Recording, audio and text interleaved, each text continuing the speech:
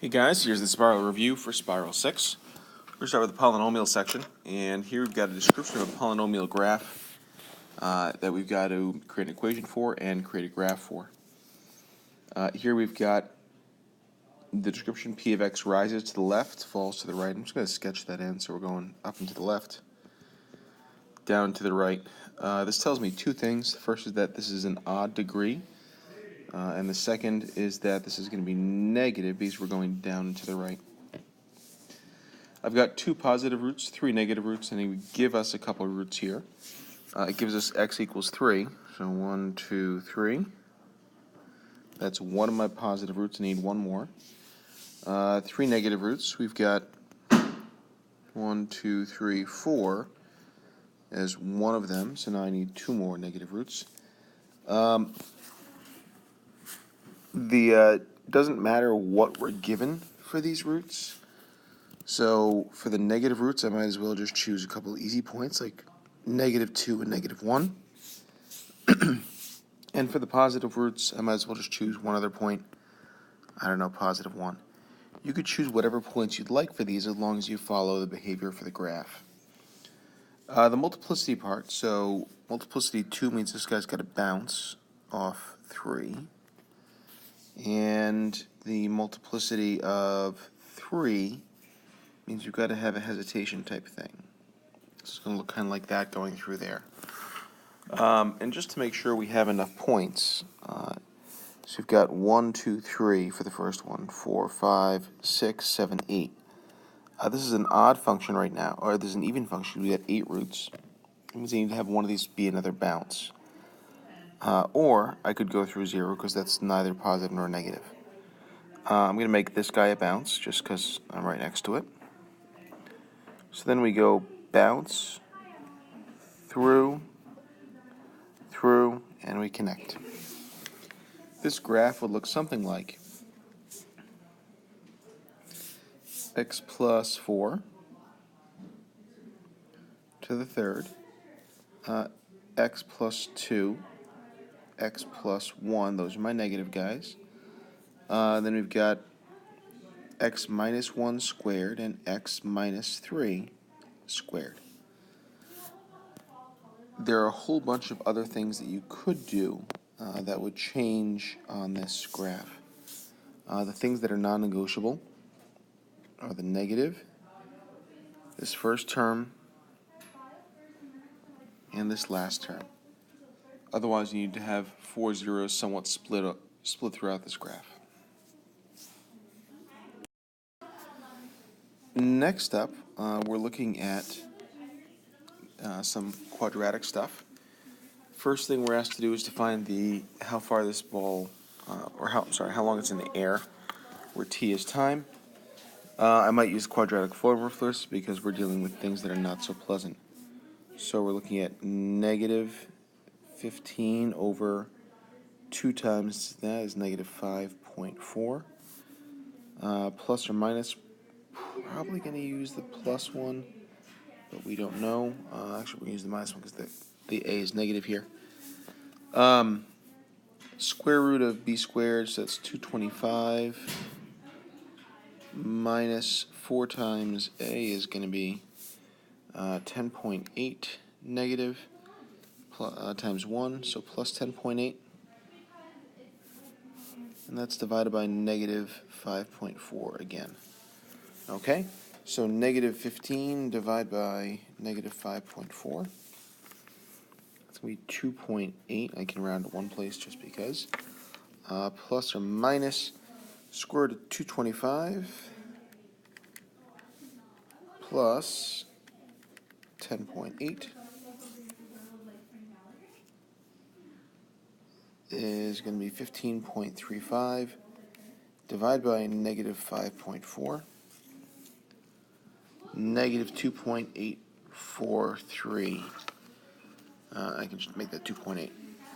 So this is going to be 2.8 minus 2.8, which is 0, or 2.8 plus 2.8, which is about 5.6 seconds. To figure out the highest point, we're going to find the vertex and do -b over 2a, which we already did. Negative 15 divided by 5.4 is going to be 2.8. The reason that I use the quadratic formula set up like this is because of that. It just takes that vertex for you, so you don't have to deal with that. Then I'm going to plug it in. So we get negative 2.7 times 2.8 squared plus 15 times 2.8 plus 1. So we have 2.7 times 2.8 squared plus 15 times 2.8 plus 1.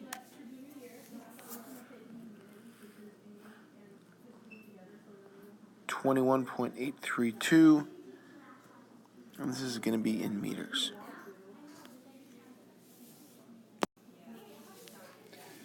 Next up, we've got some right triangle trig. I've got triangles ABC where C is a right angle. And if I draw this, B is 10, C is going to be 20. I could use some inverse trig for this, or I might realize that anything that has a hypotenuse twice as big as another side is going to be a 30, 60, 90 right triangle. So that's 30, that's 60, and then this is going to be 10 square roots of 3. I bet that's going to be a theme in this section. This is designed to be done without a calculator. Okay, same thing going on here. A, B, C. Oh, look, 60 again. All right, so if this were X, that means that X times the square root of 3 is equal to 5 to get from the short side of a 30, 60, 90 to the long side. And X is equal to 5 over the square root of 3. And that means the hypotenuse is twice as big as this, or 10, divided by the square root of 3. Mr. Butterworth is trying to figure out the tree outside of a house. Here's the tree. He stands 40 feet away. The angle of elevation from his eyes is going to be 60 degrees. That means that this is 30. We're going to make the assumption the tree is perpendicular. So that means the hypotenuse is going to be 80. The tree is going to be 40 square roots of 3. Since this is from his eyes, we're going to assume that his eyes are at the top of his head, just for the sake of the math. The tree would be 40 square roots of 3 plus 6 foot 4 inches tall.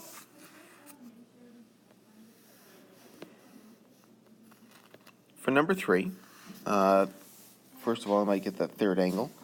If this is 45, this is 30, that's 75 altogether. This is going to be 105. This is designed to be either law of sines or is using some right triangles. I think the right triangle method is kind of cool here, because if I draw a altitude, this becomes a 60, this becomes a 45, and suddenly we have things that are not that scary for us to work with. This guy on the right is a 30, 60, 90, and if this is 20, that means the short side is half, so that's 10. To get the bottom part, we're going to split this up into two pieces.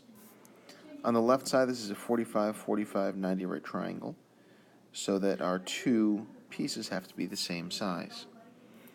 And on the right side, this is a 30, 60, 90, so this is 10 is the short side. That means that 10 square roots of 3 is the long side. 10 plus 10 square roots of 3 would be the answer to this problem.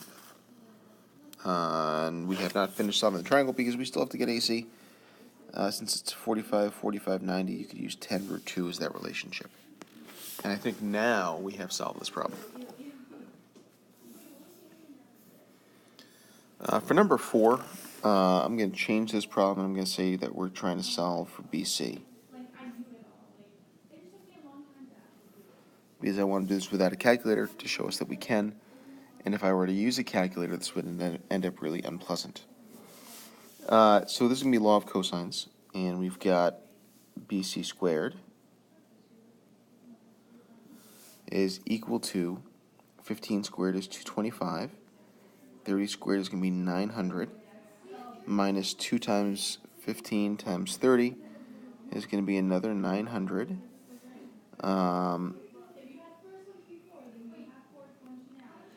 And that's going to be cosine of 30 degrees. Cosine of 30, if we're looking at 30, 60, 90. Thankfully, we're in the first quadrant, so that's pretty easy for us to deal with. We end up getting root 3 over 2 over 1. So BC squared is equal to 225 plus 900 is going to be 1125 minus 900 square root 3 over 2. I can take the square root of both sides.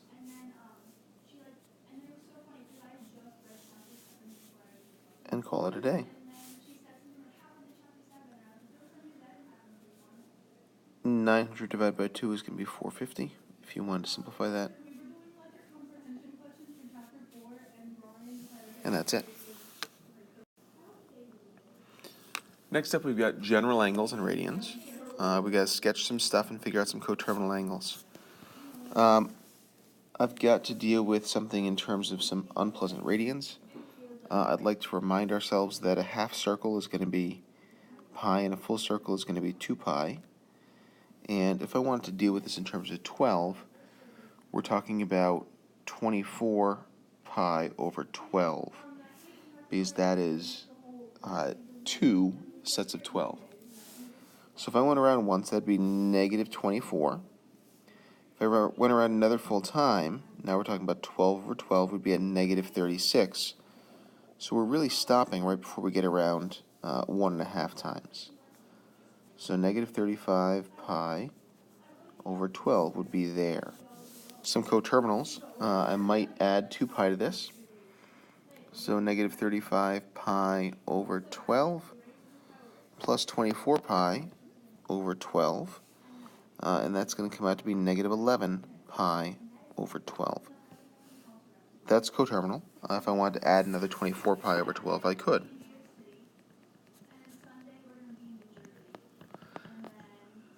And when I do that, I get 13 pi over 12.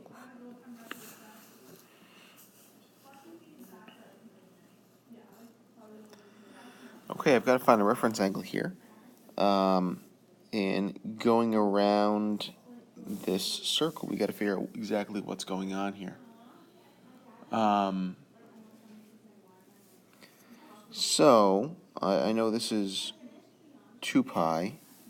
So what I might do is add 36 pi over 18, aka 2 pi, to figure out what's left. And we've got negative 13 pi over 18. To get to a full 18 pi over 18, I need another 5. So this would be 5 pi over 18. And that's because I'm trying to get to pi. So 13 pi over 18 plus something is equal to pi. And that something is going to be 5 pi over 18.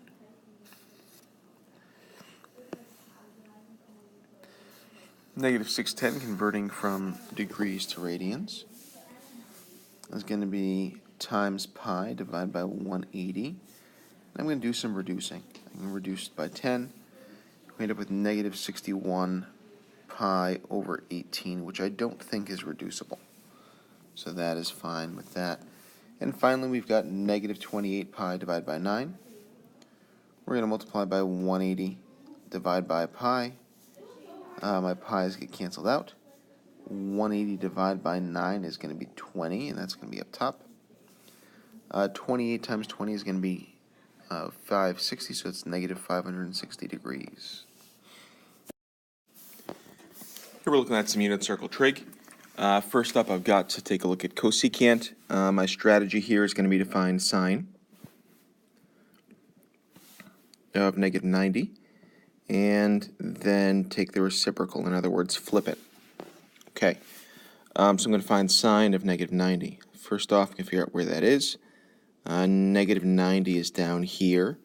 My coordinates are 0 and negative 1. At this point, sine of negative 90 is negative 1. That's the y value here.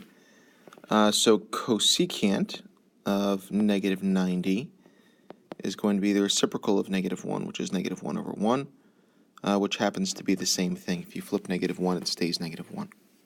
Okay. Number 9, we're looking at cotangent of 120. I'm going to take the tangent of 120 and then take the reciprocal of that answer. So if we're looking at 120, that's about here. That's going to be a 60-degree reference angle. And my coordinates there, negative 1/2 and the square root of 3 over 2. I also know that this is a tall triangle, so I'm going to do the bigger one, square root of 3 over 2, divided by the smaller one, negative 1/2. So tangent of 120 is root 3 over 2 divided by negative 1/2, or root 3 over 2 multiplied by negative 2 over 1. My 2's cancel out. I get negative the square root of 3. That means that cotangent of 120 is equal to 1 over negative the square root of 3, the reciprocal of tangent at that value. For number 11, I'm looking at cosine of 11 pi over 6. Okay, I know this is in the 30-degree family because I'm dividing by 6. So in terms of my reference angle, we're looking at a 30, 60, 90 right triangle. And cosine is going to be the adjacent divided by the hypotenuse. So cosine of my 3rd-degree reference angle is going to be root 3 over 2.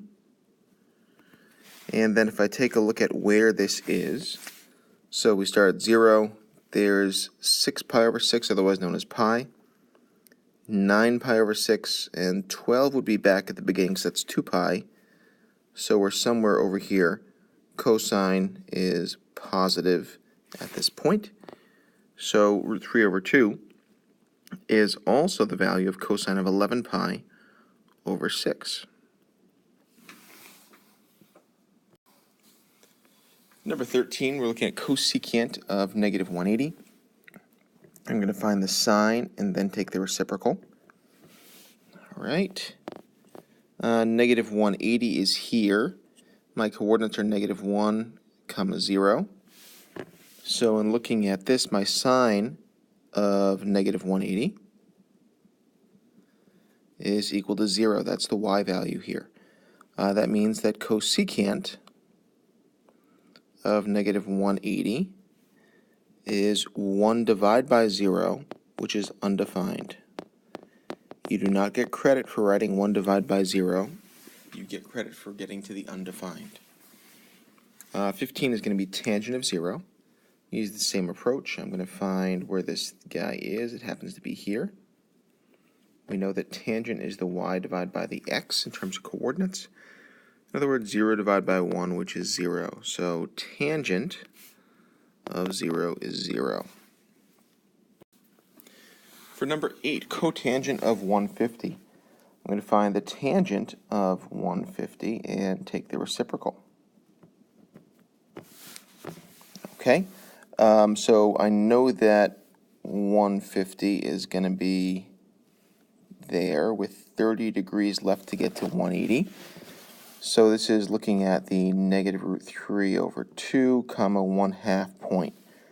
In other words, the short triangle. So if we're dividing the short side half by negative root 3 over 2, we end up looking at tangent of 150 is 1/2 divided by negative the square root of 3 over 2, or 1/2 multiplied by negative 2 over the square root of 3.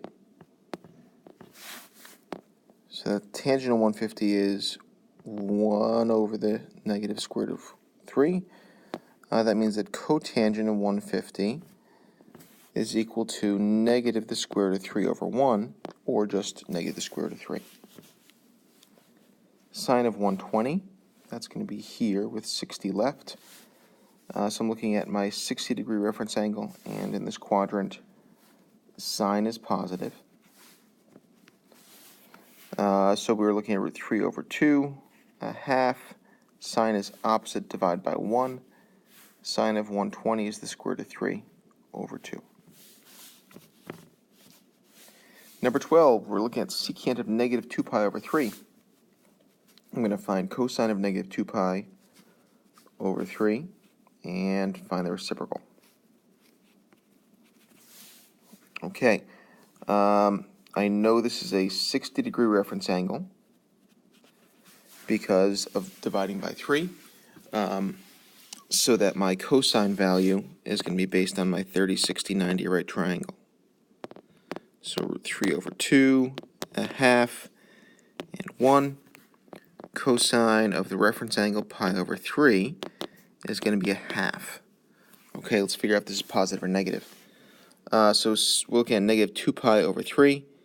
Well, there's pi over 3, 2 pi over 3 is here, and we know that in this quadrant only tangent is positive because we're dividing two negatives. Therefore, secant would be negative. So the cosine rather, of negative 2 pi over 3 is negative 1/2, and that means that the secant of negative 2 pi over 3 is equal to negative 2 over 1, or negative 2. Number 13, we already did, so I have a feeling this is supposed to be over here. There we go. All right, secant of 0. In other words, I'm going to find cosine of 0 and then take the reciprocal. Okay, cosine of 0. At this point, we're dealing with 1, 0. Cosine of 0 is 1. Secant of 0, the reciprocal of 1 is also 1. Cosecant of negative 2 pi over 3. I'm going to find sine of negative 2 pi over 3. And from there, I'm going to take the reciprocal. Okay, we've already looked at negative 2 pi over 3. And that's down here with a 60-degree reference angle. So we're looking at negative root 3 over 2, negative 1/2, and 1. So sine of this angle is going to be negative root 3 over 2.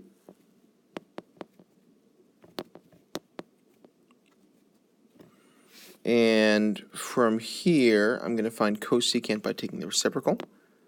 So cosecant of negative 2 pi over 3 is negative 2 over the square root of 3.